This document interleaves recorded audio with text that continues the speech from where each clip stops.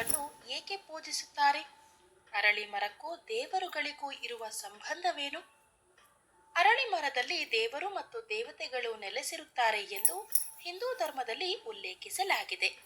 ಅರಳಿ ಮರವನ್ನು ಅಶ್ವತ್ಥ ಮರ ಎಂದು ಕರೆಯುತ್ತಾರೆ. ಹಿಂದೂ ಧರ್ಮದಲ್ಲಿ ಈ ಮರವನ್ನು ದೇವರ ರೂಪವಾಗಿ ಪೂಜಿಸಲಾಗುತ್ತದೆ ಹಾಗೂ ಪವಿತ್ರ ಮರವೆಂದು ಪರಿಗಣಿಸಲಾಗುತ್ತದೆ. ಚೈತನ್ಯ, ವಾಸುದೇವ, ವಿಶ್ವಮರ ಹೀಗೆ ನಾನಾ ಹೆಸರುಗಳಿಂದ ಕರೆಯಲಾಗುತ್ತದೆ.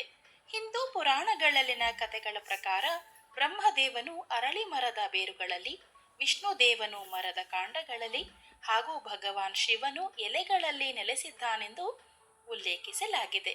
ಚಾಂದೋಗ್ಯ ಉಪನಿಷತ್ ಮತ್ತು ಅಥರ್ವ ವೇದದಲ್ಲಿ ಅರಳಿ ಮರವನ್ನು ದೇವರ ಸ್ವರ್ಗವೆಂದು ಪರಿಗಣಿಸಲಾಗಿದೆ.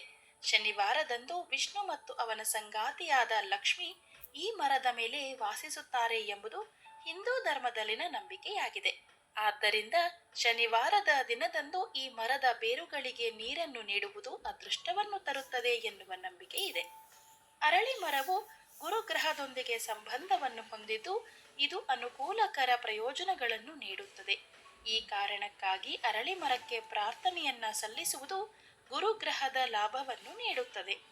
ಯಾವ ವ್ಯಕ್ತಿಯ ಜಾತಕದಲ್ಲಿ ಗುರುಗ್ರಹ ದುರ್ಬಲವಾಗಿರುತ್ತದೆಯೋ ಅಥವಾ ಗುರುದೋಷ ಇರುತ್ತದೆಯೋ ಅವರು ಅರಳಿ ಮರವನ್ನು ಪ್ರಾರ್ಥಿಸಬೇಕು.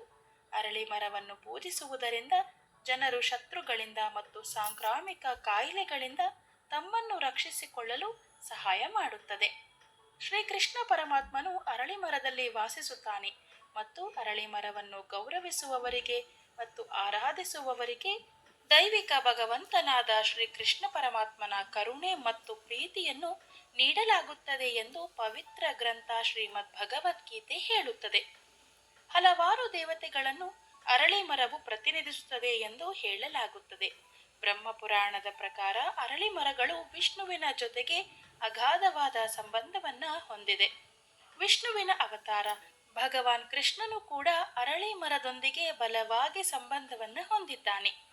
ಮರಗಳಲ್ಲಿ ನಾನು ಅಶ್ವತ್ಥ ಎಂದು ಭಗವದ್ಗೀತೆಯಲ್ಲಿ ಶ್ರೀಕೃಷ್ಣನು ಅರಳಿ ಮರದ ಮಹತ್ವವನ್ನು ಉಲ್ಲೇಖಿಸುತ್ತಾ ತನ್ನನ್ನು ಅರಳಿ ಮರಕ್ಕೆ ಹೋಲಿಸಿಕೊಂಡಿದ್ದಾನೆ. ಇನ್ನೊಂದು ನಂಬಿಕೆಯ ಪ್ರಕಾರ ಶ್ರೀಕೃಷ್ಣನು ಅರಳಿ ಮರದ ಕೆಳಗೆ ಕೊನೆಯುಸಿರೆಳೆದನು ಎಂದು ಹೇಳಲಾಗಿದೆ. ದಂತಕಥೆಯ ಪ್ರಕಾರ ಭಗವಾನ್ ಶಿವ, ಭಗವಾನ್ ಬ್ರಹ್ಮ ಮತ್ತು ಭಗವಾನ್ ವಿಷ್ಣುವು ಅರಳಿ ಮರದ ಕೆಳಗೆ ತಮ್ಮ ಚರ್ಚೆಗಳನ್ನು ಆಯೋಜಿಸಿದಾಗ ಅರಳಿ ಮರದ ಪವಿತ್ರತೆಯು ಹೆಚ್ಚಾದವು ಎನ್ನಲಾಗಿದೆ. ಸರ್ವಂ ಶ್ರೀಕೃಷ್ಣಾರ್ಪಣಮಸ್ತು.